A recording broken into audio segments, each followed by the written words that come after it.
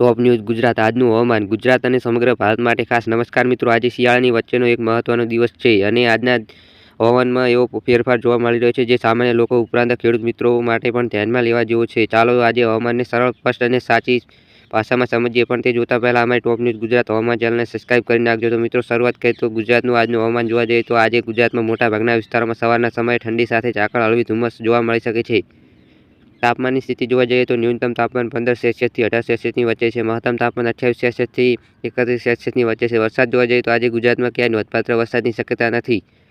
આકાશ મોટે ભાગે સાફ રહેશે, ક્યાંક હળવા વાદળો દેખાઈ શકે છે। પવનની વાત કરીએ તો ઉત્તર પૂર્વમાંથી દિશામાંથી પવન ફૂંકાઈ શકે છે। પવનની ઝડપ અંદાજે 8 થી 12 કિમી પ્રતિ કલાકની રહેશે, એટલે કોઈ દિવસ દરમિયાન ઠંડી ઓછી લાગશે, પરંતુ સવારને રાત્રે ઠંડી રહેશે। ખેડૂત મિત્રો માટે ખાસ નોંધ કે ગુજરાતમાં આપણે જોવા જઈએ તો આજે પાકને કોઈ વરસાદી નુકસાનની શક્યતા નથી।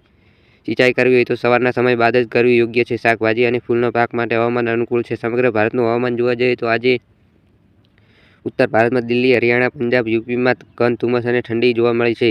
સવારના સમયે દસ્તા ખૂબ જ ઓછી છે। પહાડી વિસ્તારોમાં હિમાચલ, ઉત્તરાખંડ, કાશ્મીરમાં હળવો વરસાદ અને ઊંચા વિસ્તારમાં બરફવર્ષા થાય છે। મધ્ય અને દક્ષિણ ગુજરાતમાં મધ્યપ્રદેશ, મહારાષ્ટ્ર, કર્ણાટક હવામાન સામાન્ય, કોઈ મોટી ચેતવણી નથી। શિયાળા, ઉનાળો, ચોમાસાની વાત કરીએ તો શિયાળો હાલ પૂરેપૂરો સક્રિય છે। ઉનાળો હજી શરૂઆત નથી। ચોમાસું જાન્યુઆરીમાં કોઈ સંબંધ નથી, એટલે જો કોઈ ચોમાસું વરસાદ કહી રહ્યો હોય તે ખોટી માહિતી છે। અંબાલાલ પટેલની આગાહી મુજબ હવામાન વિશ્લેષક અંબાલાલ પટેલ મુજબ જાન્યુઆરીના અંત તરફ પવનની દિશામાં ફેરફાર ગુજરાતના કેટલાક ભાગોમાં અણધાર્યા માવઠાની સંભાવના બની શકે।